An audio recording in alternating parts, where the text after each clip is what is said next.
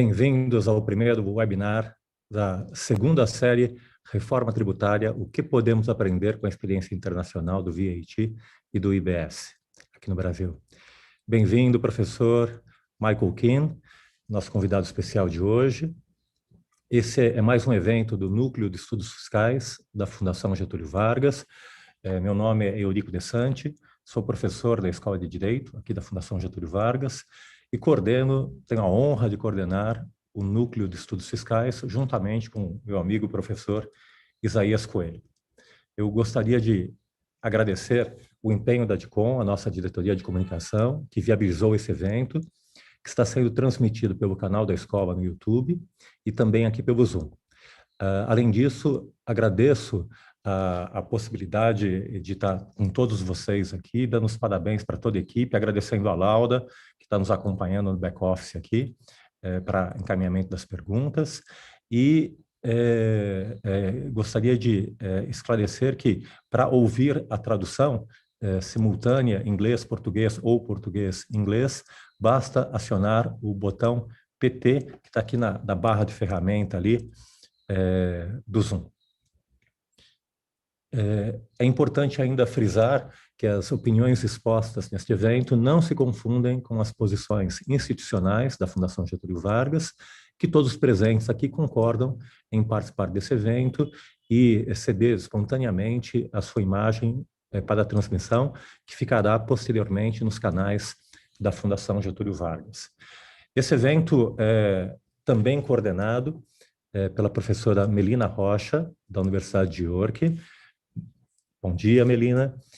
E pela nossa querida professora Rita de Feria, professora catedrática da Universidade de Leeds, no Reino Unido, conhecida aqui no Brasil como Rita de Feria, padroeira da Reforma Tributária do Brasil. Eu queria, então, passar a palavra para o professor Isaías Coelho, para dar as boas-vindas para os convidados. Na sequência, a Melina vai apresentar os seminários da série e a Rita vai fazer a apresentação do professor Michael Keane. Muito obrigado. Professor Isaías Coelho. Muito obrigado, Eurico. Hoje estamos de parabéns por receber o professor Michael Keane, conhecidíssimo na área de política tributária e certamente pensador, inovador em matéria de IVA, de Imposto sobre Valor Adicionado. É uma honra tê-lo conosco e num momento tão importante para a discussão de reforma tributária no Brasil. Então, para não me alongar mais, só dar boas-vindas ao professor Michael Keane e a todos os demais participantes deste evento.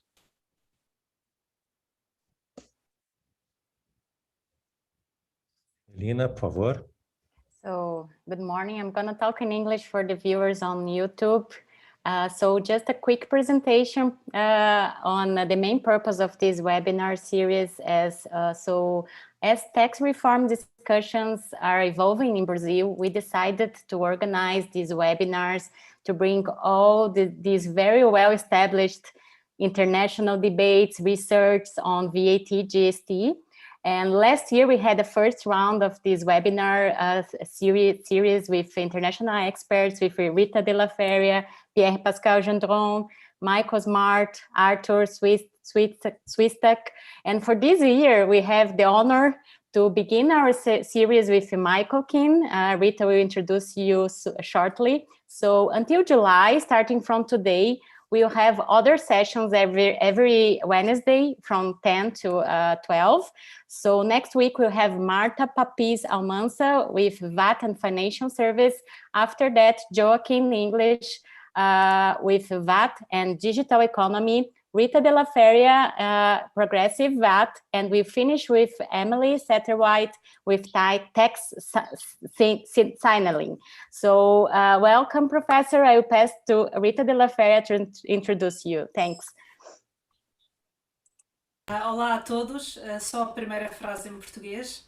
Agora a seguir vou continuar em inglês. Hello everyone, it's a huge pleasure to be here on the first seminar of this year's series. As Melina just said, we had a very successful series last year with fantastic papers. And this year we thought we would continue as the discussions in Brazil continue to progress towards a comprehensive tax reform.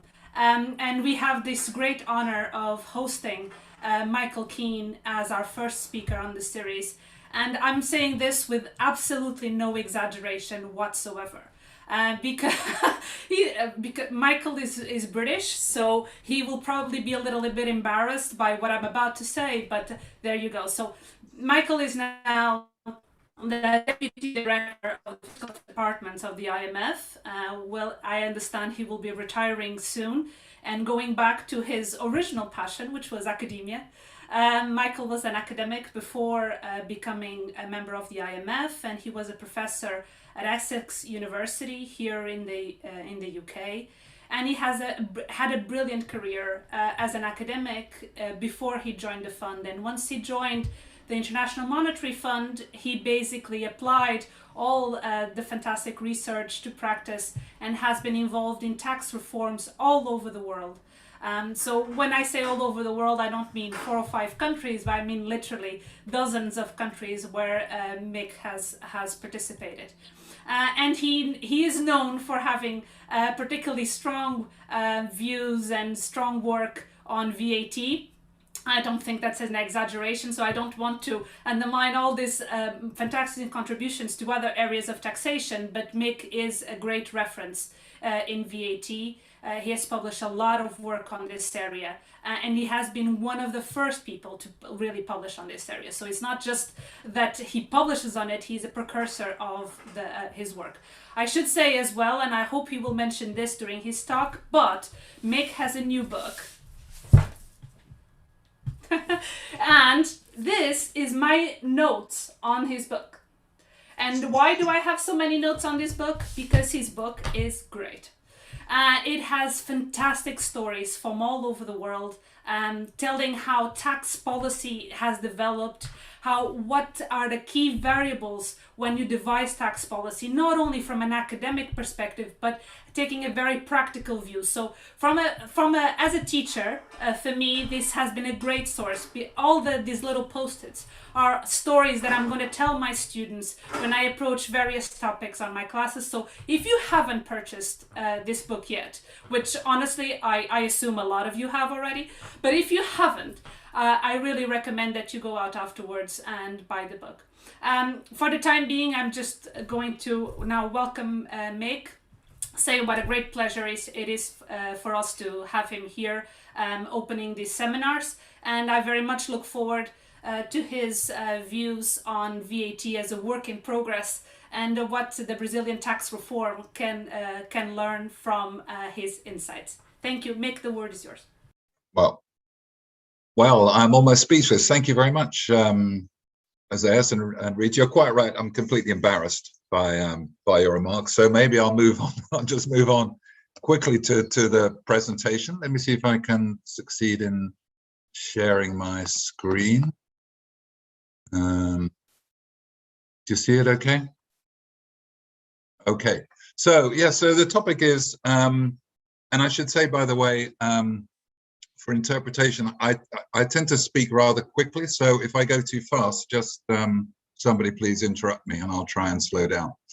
So yeah, so I thought I'd talk, since this is the first of the series on tax reform, and I'm sure the VAT is going to be a large part of those discussions. I thought I'd start at a kind of fairly broad level, thinking about the role of the VAT, kind of back to basics in some sense, on why we have a VAT, what's distinctive about it, what we've learned about it, and what we're still learning about it. So I'll talk for about 13 minutes or so on that. You can see already Rita has done a better job than me in selling the book, but I'll come back to that in a moment. So why am I giving this idea of focusing on the VAT and consumption tax as a work in progress? Well, one reason is because the VAT in a broad sense is just the latest in a long line of taxes on consumption that we've pretty much had forever. I mean, since Cleopatra put a tax on beer, we've been living with consumption taxes really ever since in various different forms. And in a way, the VAT is just the latest manifestation of that. So I think it's useful to look back at sort of a little bit why we think consumption taxes are important and how our thinking about why consumption taxes are important has really changed over time. And that does link, as Rita says, I am going to shamelessly promote the book, which I'll tell one or two of the stories from the book, but the book is really, a theme of the book in many ways is that what governments have been trying to do in taxing has not really changed all that much over millennia. They're trying to raise revenue in a way that doesn't destroy the tax base, in a way that doesn't create some kind of revolt, even if they don't care about fairness themselves. They don't want to stoke some kind of rebellion and have their heads on sticks. So it's useful to look back a little bit, and I've focused on one episode in particular about what we've learned a bit from consumption taxes in the past and a sense of how the VAT emerged from those past experiences. The other aspect of the VAT being a work in progress is that once you think of the VAT as just being where we are now, the latest in a long history of taxing consumption, it makes you think, well, what more is there that we need to learn about the VAT? What else is there that we don't really fully understand about the VAT? And which I think leads us into discussing where the VAT might be going in the next few years. Partly paying attention to the circumstances of the pandemic, how those may have changed things, but also more generally. So I guess I'm thinking of where we are now on the VAT as a kind of a snapshot in a particular moment in history. And so what I wanted to do is to kind of put the VAT in that context. I should say that most of what I'm going to talk about, I'm going to be focusing on policy aspects, design issues, although as we'll see, actually, that's slightly strange, because what makes the VAT interesting and analytically difficult is actually administrative problems. A perfectly administered VAT is kind of really uninteresting in many ways, which relates to one of the points Rita made that I'll come back to. So we're going to focus on the policy side, but some administration is going to become rather important. So here's one particular sort of episode in history in the taxation of consumption that I think is sort of the progenitor of where we are now. And the example I'm using, which we talk about a lot in the book, is Georgian England, so 18th century England. So we had developed excises on a kind of famously bewildering range of things. We had excises on hats, on wigs, on wig powder, racehorses, female servants, clocks, gloves, a whole panoply of these different excises across a wide range of things.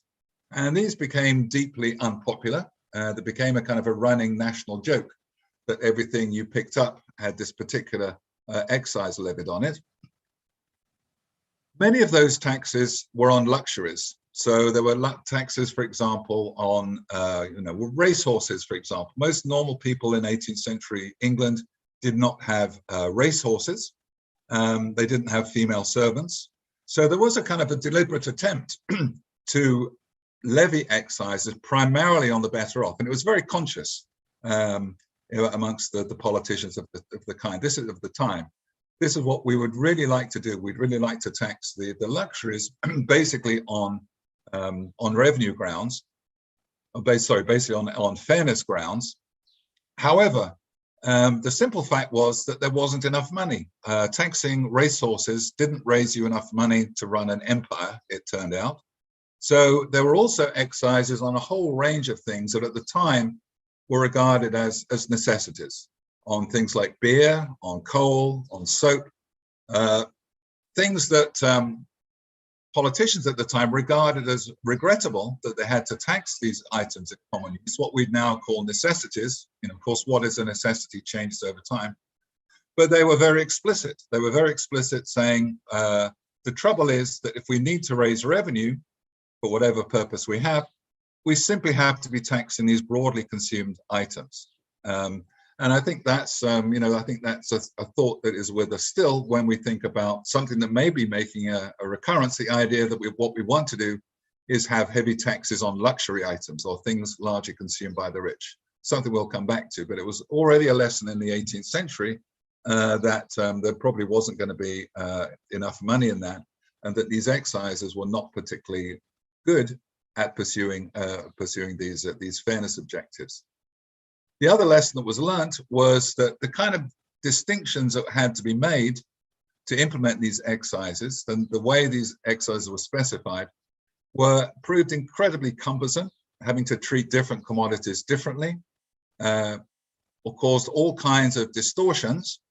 And so that's what the picture on the left illustrates. So one of the things that we had an excise on was glass. And you can guess what happened. Glass manufacturers came up with all kinds of objects that minimized the amount of glass that was actually contained in them. So this glass, very, very elegant glass on the left, actually has a hollow stem. The kind of the supporting column is actually empty, which was essentially to avoid tax. And this is, now these things are collector's items. At the time, they were just tax avoidance devices. Now, excise glasses are a distinct collector's item. But they kind of, again, are illustrating this point very early on that you know, we have to be very careful about how we design taxes, not to give rise to all kinds of distortions. They also had all kinds of line drawing problems. It came up, for example, even on the soap, different types of soap, candles, different types of candles had to be taxed at different rates because some were consumed by the better off, some by the less well off. So all kinds of problems. Clearly, the politicians at the time and civil servants were very aware of the problems that were arising from these kind of distinguishing between all these different types of goods. And in fact, I think at some point, Pitt the Younger, our prime minister in the 1780s, 90s, introduced a shop tax.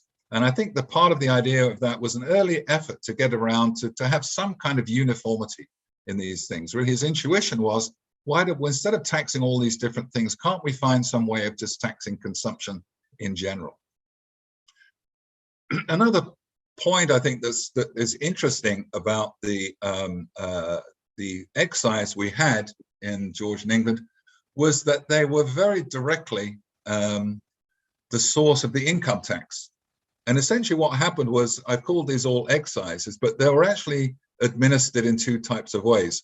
Some of these excises were like what we would think of an indirect tax now, that the money, the payment was remitted by the seller. So it was a seller who handed over the money. Some of these excises, however, I think the ones on racehorses and clocks, for example, they were actually, you remitted it as the owner. So it was the owner who every year had to say how many clocks and racehorses they had, and they sent the money to the exchequer.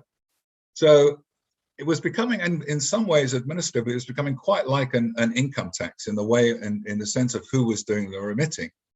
And essentially what happened was when the British government needed more money to finance the Napoleonic Wars, Pitt the Younger tripled these assessed taxes. These things that were mainly the luxury ones, I should say the assessed taxes were mainly luxury items. So Pitt the Younger said, well, basically, I'm going to triple all these taxes to finance the war with France. And what happened, basically, it didn't work. Nobody paid it. And it was at that point that really they bit the bullet and said, this is not working. If we need to try to find a way to relate tax liability to well-being in some more meaningful sense.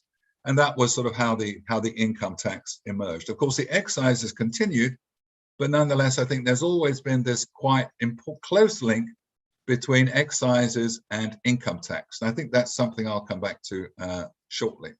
So if we move on,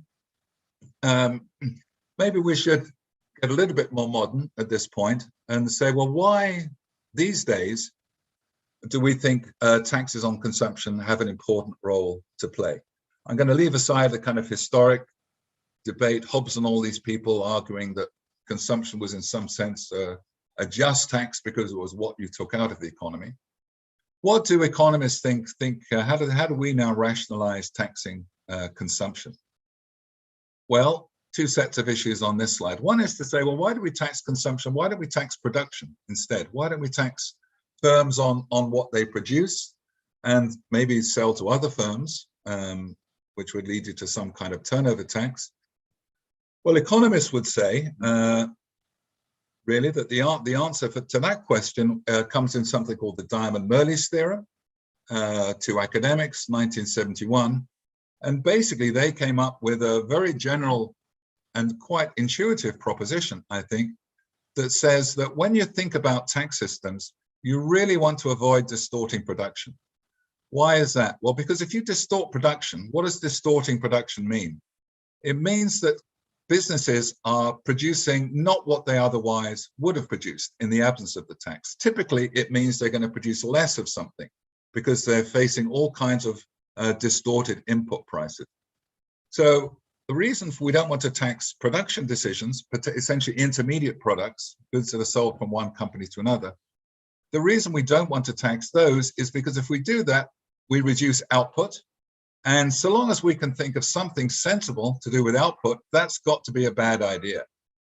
So that's really the production efficiency is the argument that says, let's not distort production, let's not tax intermediate goods, let's just tax final consumption sales.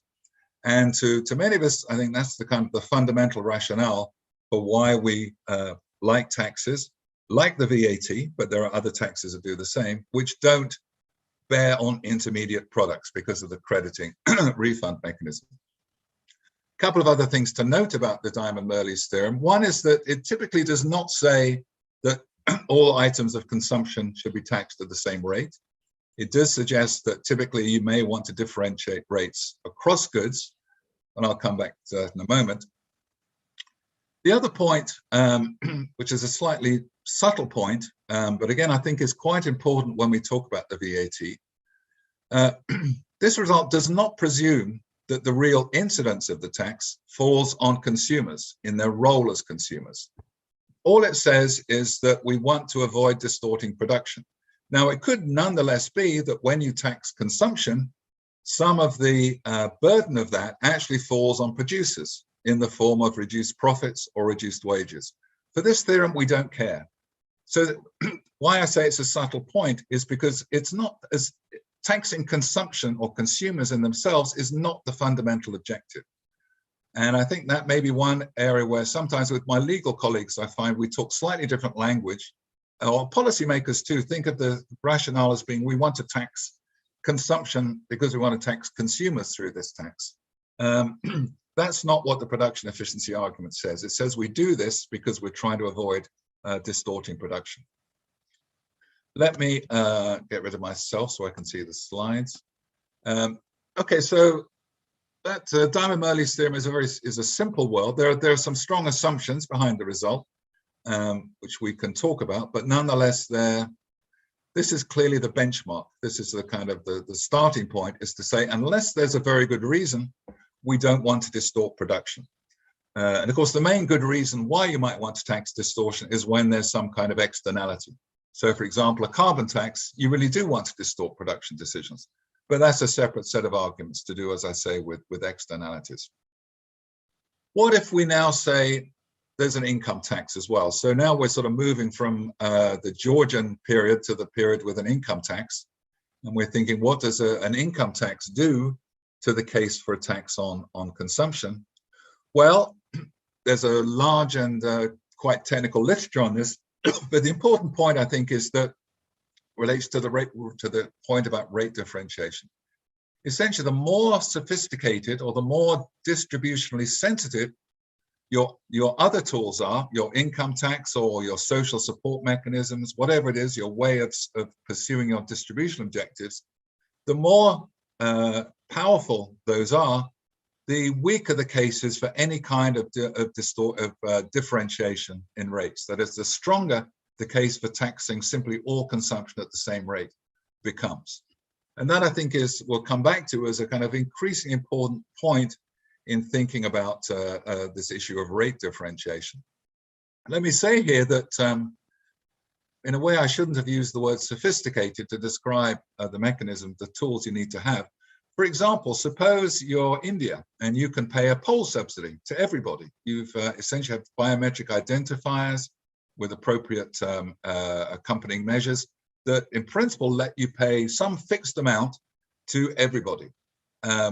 In that case, the distributional case for a uniform consumption tax is extraordinarily weak, because you can always eliminate any kind of rate differentiation, essentially raise the rates on the favored products, and raise them with the money you raise. You can be sure to make the poorest better off without any no doubt about it. So it's not just an issue for advanced economies, AEs, as we'll see, or as we'll comment maybe later. I think many economies are developing to the point where the distributional instruments they have are so sensitive that the case for uniform consumption taxation is extraordinarily weak. It essentially becomes a purely political case, and something that Rita's worked on. Another point to make here is just a kind of pure mathematical point. And I don't have, it takes about 2 hours to give an example, but there are, you'll find in the literature, simple examples which show, well, suppose I am allowed some rate differentiation, and I want to use that to redistribute in some way towards the poor. How much redistribution can I actually achieve? Just mathematically, for plausible numbers, the amount of redistribution you can achieve by playing around with rates is very low, surprisingly low. There's an example in, we produced a book a long time ago at the IMF called The Modern VAT. We have an example there, which is taken from an earlier paper by somebody called Saar, S-A-H, in Journal of Public Economics. So what this is saying is that really the case for rate differentiation becomes pretty weak, especially, which is, well, it kind of especially, and more as we develop alternative tools. Of course, there may be other ways, more direct ways in which we can blunt any distributional impact of the VAT. But I think the most general point is this one here about the importance of what other tools do you have to achieve your equity objectives. Let me move on to another aspect of the destination base. So typically, of course, in international context, the VAT is what we call destination based. And let me just say a bit about what that means, because I think it's not always made, people use the term a lot, but they don't always specify exactly what do you mean by destination based. So here's what I'm going to mean. I'm going to mean simply that the rate on final consumption varies by the country of consumption. So it means that the rate in the UK is different. The rate on final consumption is different from the rate on final consumption in Germany or Brazil or wherever. Couple of points, or 3 points to note about that. One is, well, why is destination a good idea? Well, the bad thing about it, destination basing, is if we vary rates of tax on final consumption across countries, we actually violate something called consumption efficiency. That is, it means that the value I place on some good in the UK, where I'm paying 20% VAT on it, is different from the value, generally higher than the value that someone else in another country who faces a lower VAT rate faces. So actually the world would be better off if we could move that good from the person who faces a high consumption tax rate, and sorry, for the one who faces a low consumption tax rate to the one who faces a high consumption tax rate. So it violates consumption efficiency, but one of the implications of Diamond Murley's is that that's bad, but it's not as bad as violating production efficiency across countries. Production efficiency across countries, again, essentially means no tax on transactions between jurisdictions, between producers, which is what preserves production efficiency. And it's the same logic, it's exactly the same logic, that if we distort production across countries, we're going to reduce total global output. And so long as there's something useful we can do with increased global output, that can't be a good idea. A second feature of destination basing is one may be well known to you, is the idea that it avoids tax competition in a way that taxes on production don't. Essentially, it's the case for it's very little case or merit for tax competition, because essentially goods from all countries are going to be taxed at the same rate in the jurisdiction imposing the VAT.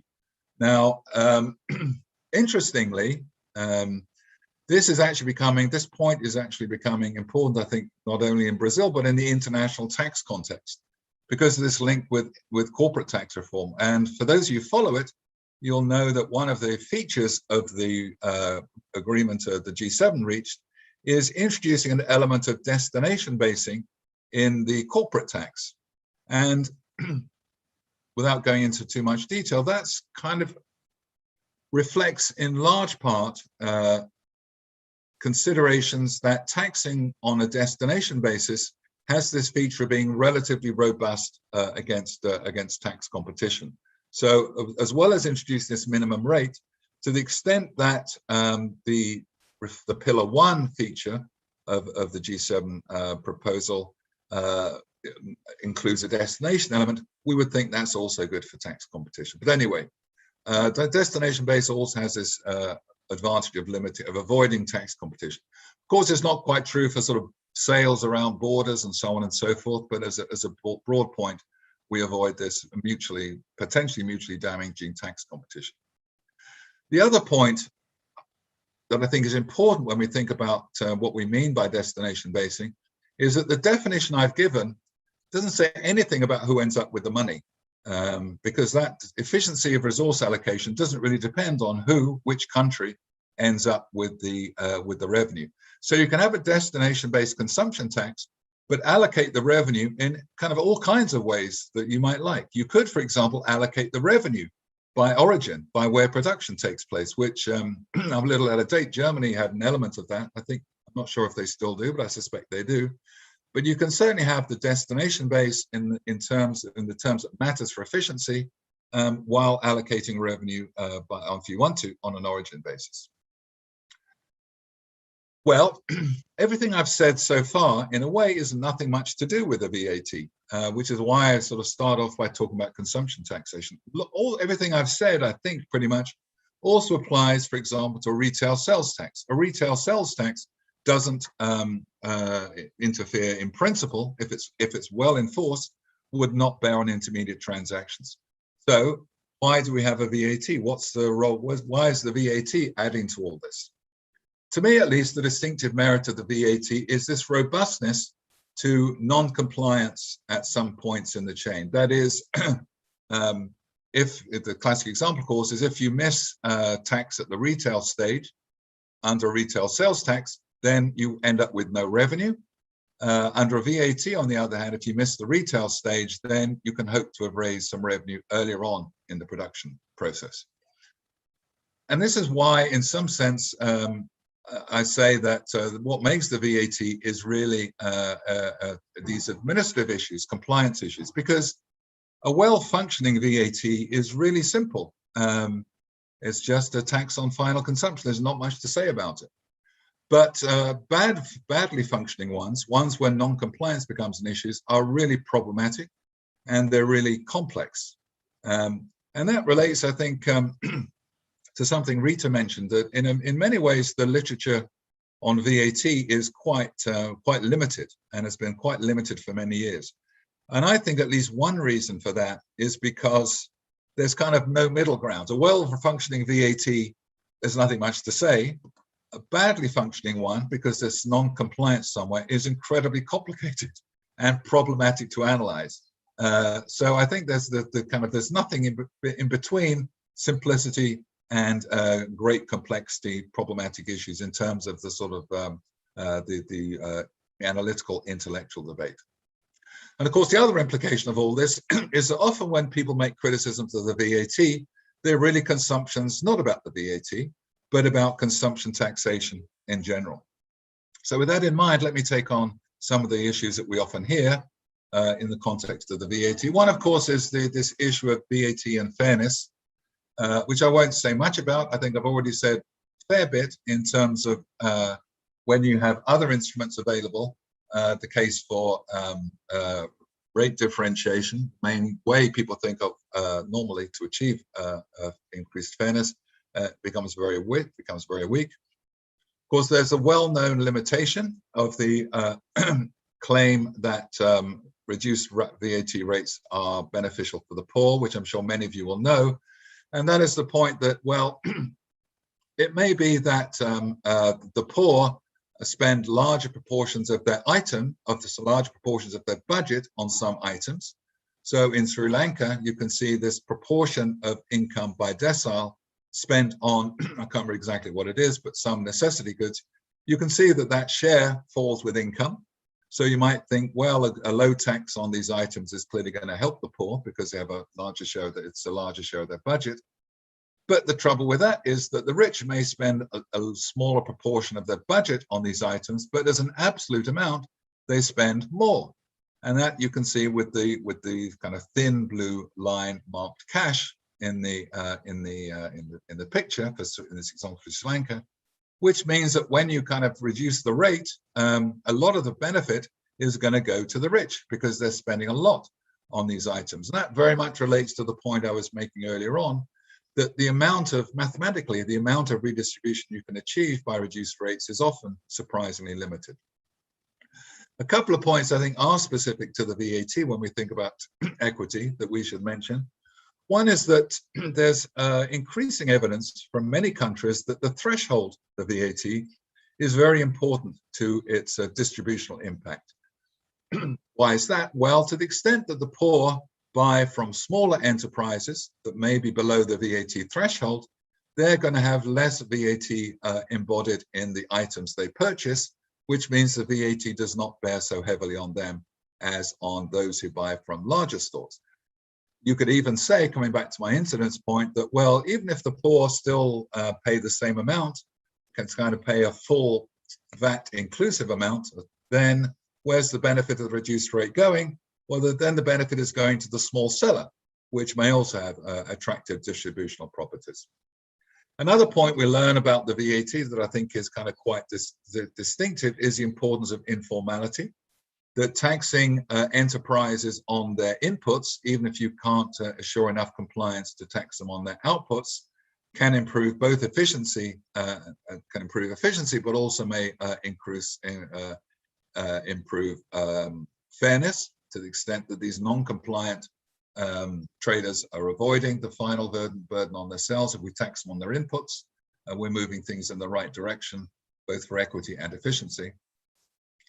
And the final point I want to say a little bit more about is that when we hear these discussions about how reduced rates benefit the poor, so on, and how high rates hurt the rich on some items, the presumption in all that is typically that the incidence of the VAT is completely on the consumer.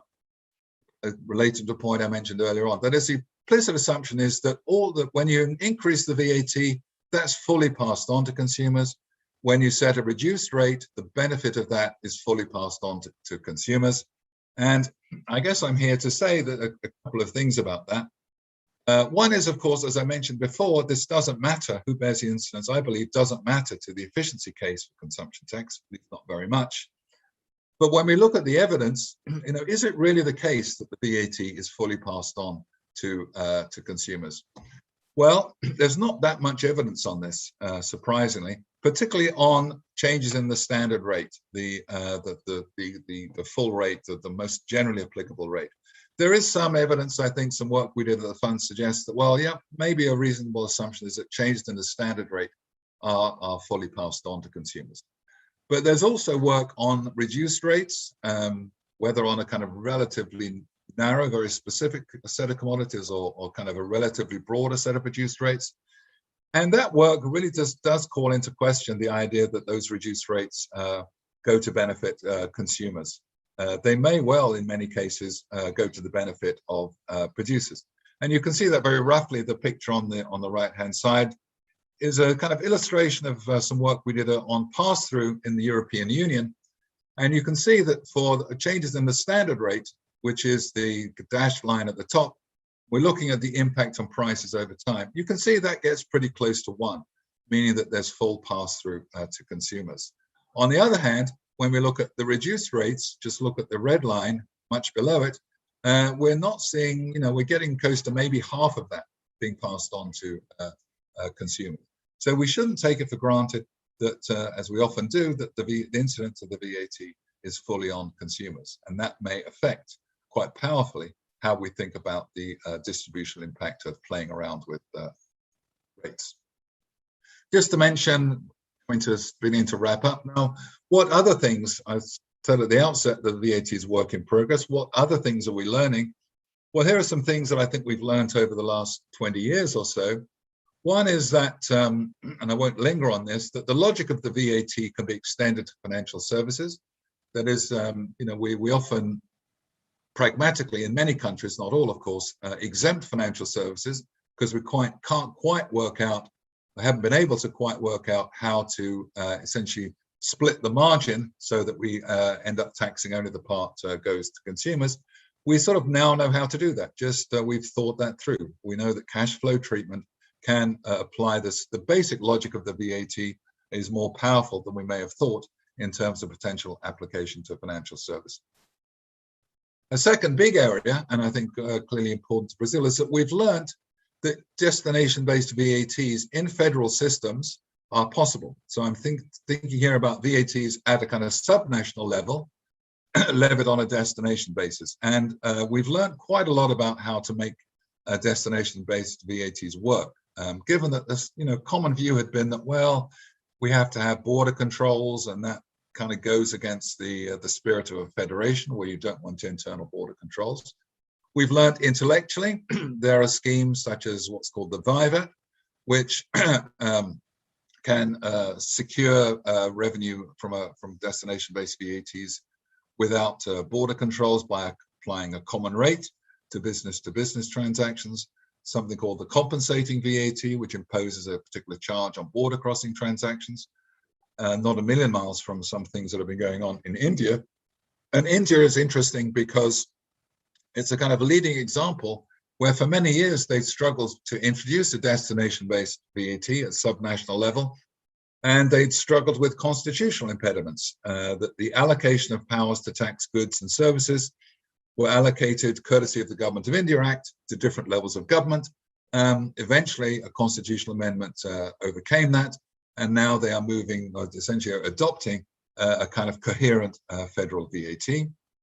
Canada has all kinds of arrangements making destination-based tax, provincial level destination-based taxes work within their federation, including, again, going back to the revenue sharing theme, essentially an arrangement under which revenue is shared not kind of by adding up all the necessarily on a transaction by transaction basis, but by figuring out some estimate of consumption and then allocating revenue on the basis of that.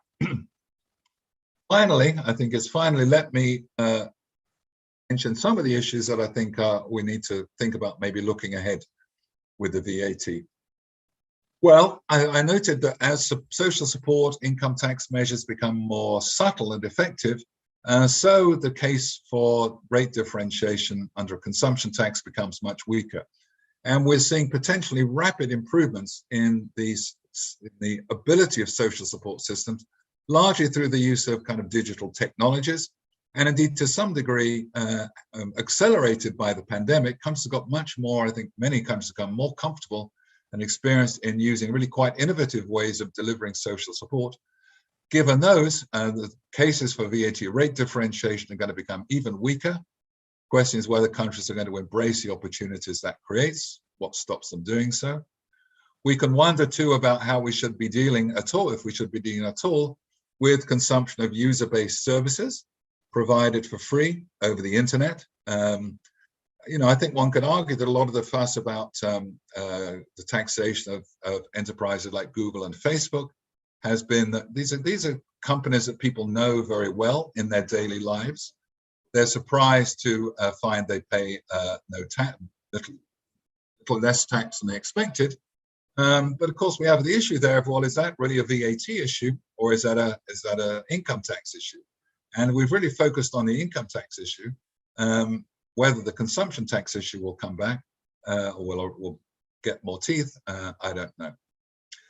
Clearly, too, as I mentioned, as technology improves, we'll become better at monitoring all transactions. Well, if we can monitor all transactions, why do we need a VAT? As I say, the point of a VAT is to deal kind of automatically with breaks in the production chain. If we can deal with those directly, if everything's going through blockchain in some idealized way, why do we even need a VAT? Why don't we just essentially go back to a form of, or go to a form of retail sales tax? The final point is I haven't really said much about arguments for progressive taxes on aggregate consumption as a kind of alternative to income taxation, the kind of Mead Committee type debate. And that's partly because I think that's not something that the world has shown great interest in, I think, for the last few years. But maybe at some point too, we're going to have to revisit that argument and say, well, is combining a progressive tax on aggregate consumption going to be a better way of taxing people over their lifetimes than this kind of somewhat old-fashioned income tax? Maybe we need to have inheritance taxes to go along with the tax on aggregate consumption. But nonetheless, I think looking ahead, that's a debate that is quiet at the moment, but will perhaps become more lively in the future. So, spoken perhaps for rather too long, but let me stop sharing and thanking you for your attention. Back to our host.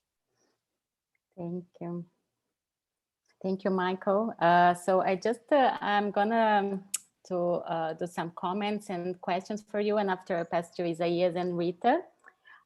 So I'd like first to thank your presentation was amazing, and also to say thank you for some attendees we have here, Professor Luiz Eduardo Schwery, Ana Cláudia Tumi, Bernarda Pi, Leonel Pessoa. So they are all like Brazilian famous researchers, lawyers, and professors. So thank you for being here with us. So yeah, I had a question in respect of this destination-based that you told that is one of the main criteria followed by VAT system. And this criteria can create, as you told, a lot of tax disputes regarding VAT, especially in federal countries. So my question was that the federal model in Brazil has been one of the main issues, main points of disputes to implement VAT. But I think you already answered. I don't know if you want to say some comments, like, because you presented us some models, federal models to like India, Canada, and if you have like some comments on how we can overcome these problems related to our federal system. And another quick question in respect, we have a lot of discussions in Brazil going on from people who are against the implementation of VAT, related to the fact that VAT was implemented back to on 60s with a tangible economy, and therefore it's an old tax and that cannot be applied for digital economy transactions because we cannot control intangibles, for example. So if you can comment on this in respect of how we can apply VAT on digital economy transactions. And so I will pass to Professor Isaías Coelho. Thank you very much. Thanks, Melina. I take that we make some short comments and then give the podium back to Professor Keane to make his final remarks, right? Yeah. Look, after this excellent presentation, I have to digest all this quite condensed stuff. But I have the following question, Professor. We are in this digital world with the economies in goods being transformed in economies of services. And my question is, and there is all this discussion at the international level about how to tax and how to distribute taxation on large companies' operations. Isn't the case that VAT is best suited to reach digital transaction consumptions, since it is related to payment in the destination countries in comparison with the corporate income tax, where determination and the fair share of revenue across countries is more difficult to establish. And the other question that I'm not sure we have time to expand today, but since you raised the question about progressive expenditure tax, taking dialogue from John Stuart Mill in 1862, do you think it's appropriate, this accusation against VAT that is a regressive tax, since we should perhaps be compared the tax paid by each income segment with its total consumption, perhaps not with the total income? Is there any inconsistency in the way of looking at progressivity here? Those were my questions. I guess I'm the last one, Mick. Thank you so much for the presentation. You covered so much ground on it. I just, one of my questions was actually one of the questions that Melina asked about the digital economy, since this is a big issue in Brazil, saying that VAT is an old tax. My response to that tends to be that income tax is quite older than VAT, and no one is talking about abolishing income taxes. But a couple of more questions, I guess. One is this issue of fairness and redistribution.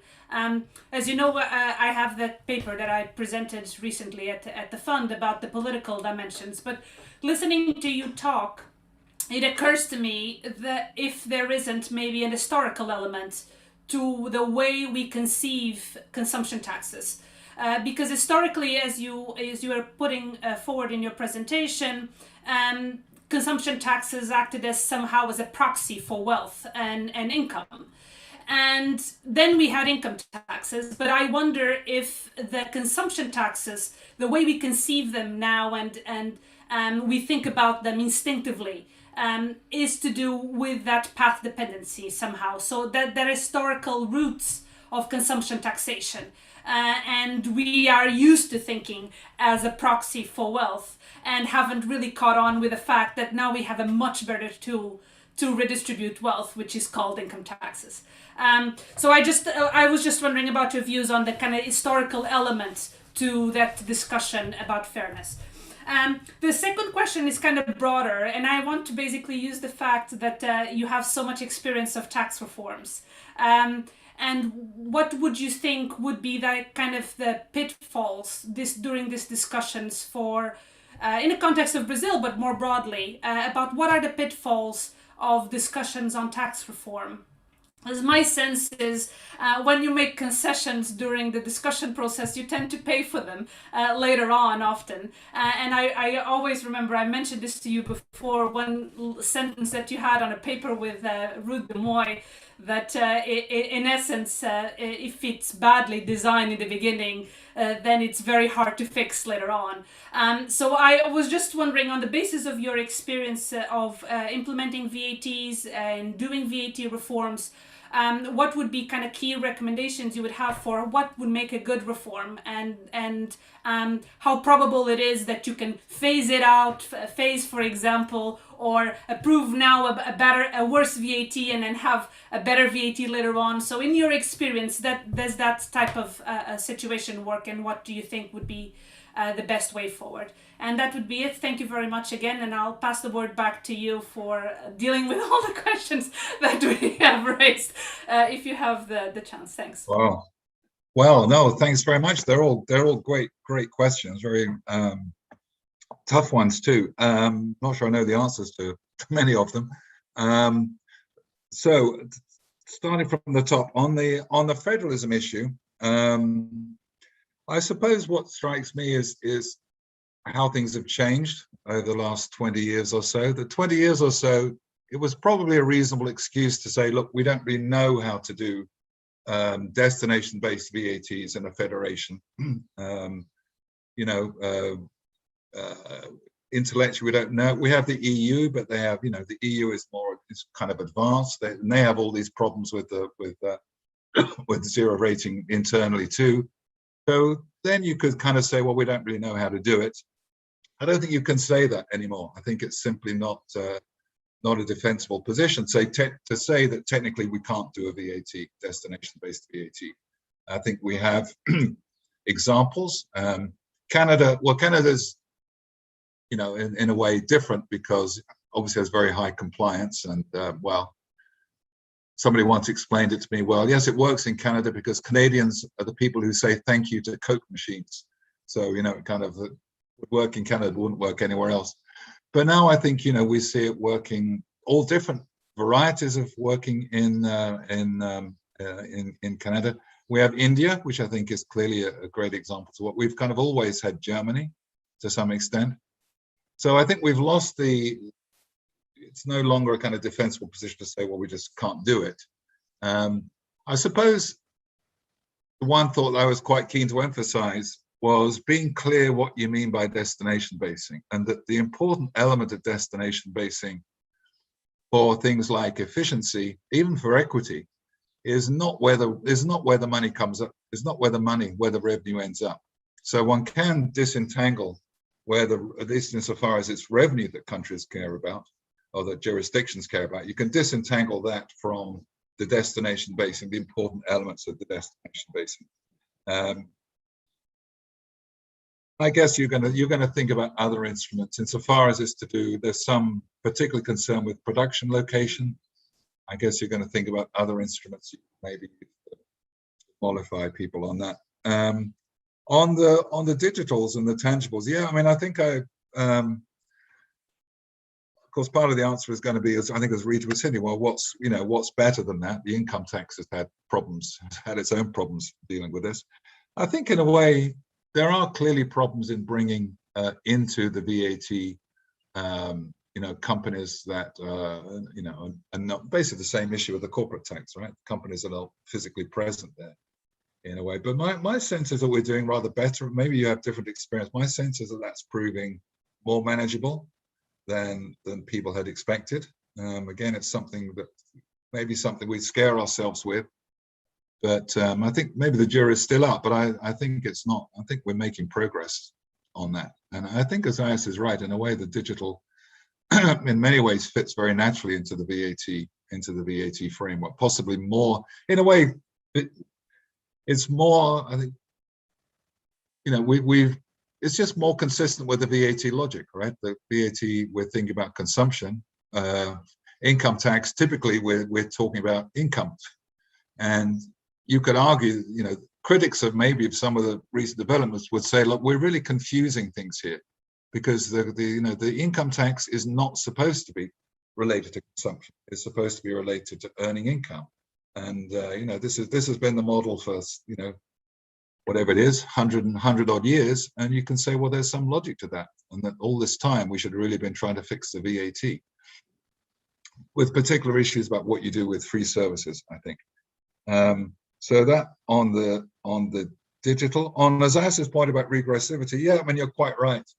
And I should really have said more about that. That if we think consumption is a good indicator of welfare, we'd want to assess the burden relative to consumption, where inevitably it's going to be much closer to a proportional tax than when compared to income.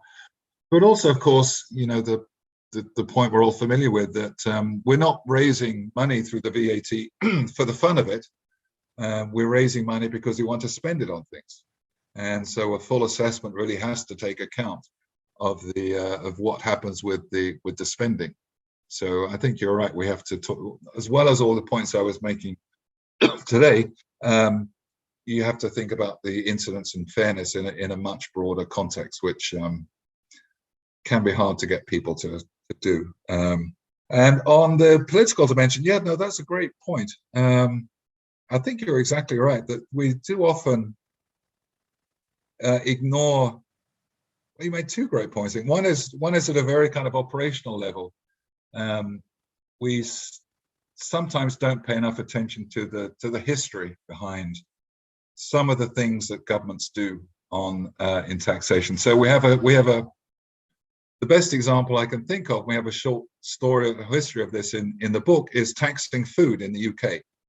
So everybody in policy terms in the UK knows that zero rating food makes very little sense at all, because we could get rid of it, raise extra money, and pretty much compensate all the losers from that. But why don't we tax food? Well, that goes back to basically the 17th century and beyond. So 17th century, we have the Civil War, attempts made to tax food, riots in the street. 1733, I think it was, one of our great prime ministers, Robert Walpole, he wasn't even proposing to tax food, but it was thought that he might be thinking of proposing tax on food. And that was a huge political crisis. He nearly lost his job. Early 1900s, again, there was a political movement towards what would have been effectively a tax on food imported to Britain from outside the then empire, and that basically led to massive electoral defeat for the Conservative Party, out of power for 20 years.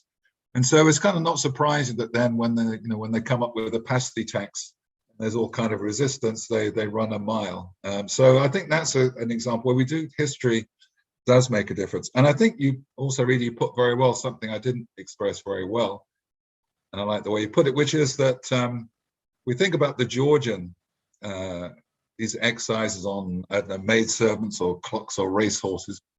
Exactly what you're saying. These are kind of proxies. These are being used as proxies for wealth. And to some extent, when we talk about now we're going to have taxes on luxury yachts or whatever it is, we haven't got out of that way of thinking over the last 200 years in some sense. That it's not the purpose of the consumption tax isn't really to pick these proxies for wealth or well-being. We have much better ways of doing it these days. So they were great questions, and that's the best I can do with them, I'm afraid. So thanks again. Thanks so much, Mick. We do have a couple of questions from the audience, if you're willing to stay a few more minutes with us for that. So both of them from colleagues of ours, so both academics in Brazil. The first one from an economist and our friend Bernardo P, about the cash flow mechanism. He mentions that you had mentioned it as a way out for the taxation of financial transactions, but his question is whether a cash flow mechanism could work overall for the VAT, regardless of just financial transactions. And the second one is also by an academic and our colleague, but a lawyer, and he is asking, in essence, about the federal element and the issue of trust. And I think that this is an issue that we discuss a lot about federations, but we didn't talk about this issue of trust. And I know that in the EU, this was the main impediment for reform on place of supply rules for many, many years. And only when the digital economy came through did the emergency of the situation mean that we had to trust each other, in essence.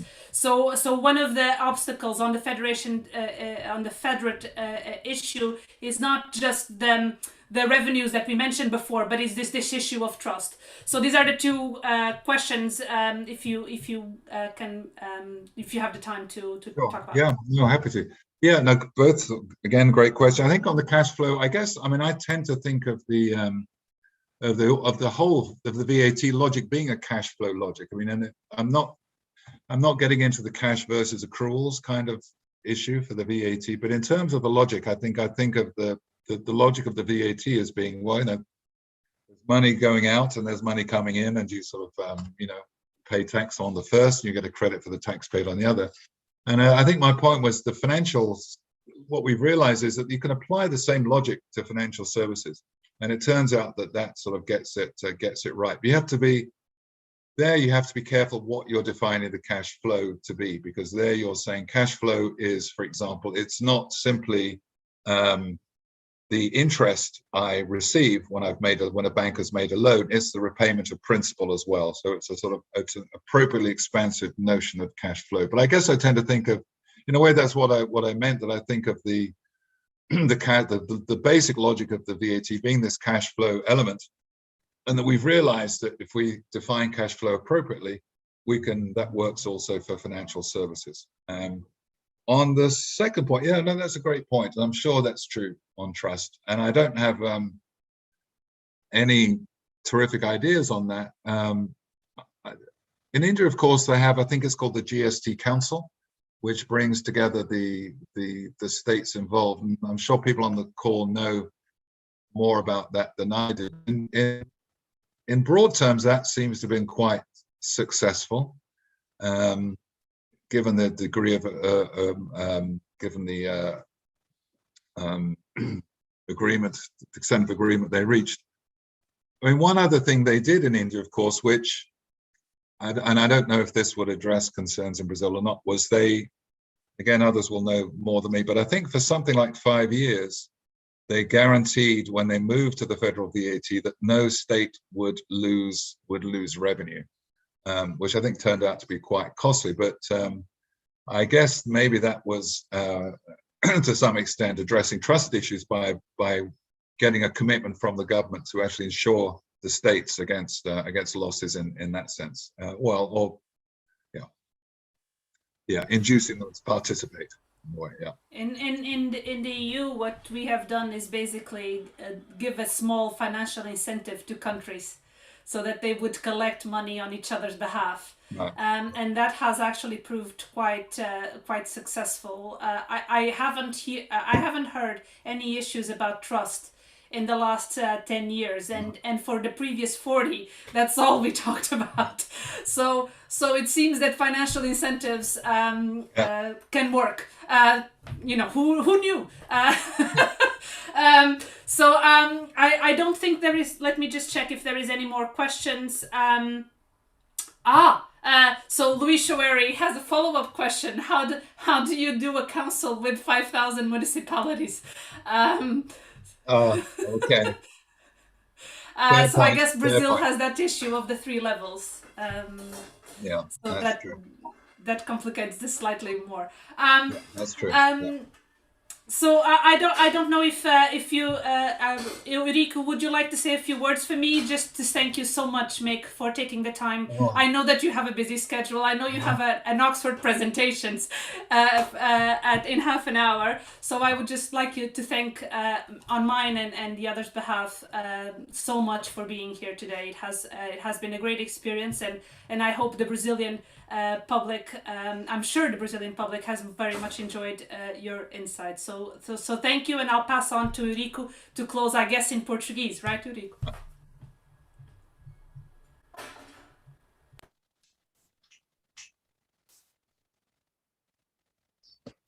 Nós estamos ouvindo, Eurico. Já comprei o seu livro, professor. Oh, wow. Excellent, excellent. Muito obrigado. Thanks enough. Muito obrigado pela apresentação, pela fala. Professora Rita, muito obrigado. Professora Melina, professor Isaías, Lauda pelo acompanhamento. E nos vemos, então, brevemente para o 2º episódio da série. Melina, obrigado a todos. Obrigada a todos, adeus. Thank you. And let me thank you all too. Thank you for inviting me. It's been a great pleasure. Good luck. Thank you. Thank you. Thanks, Mick.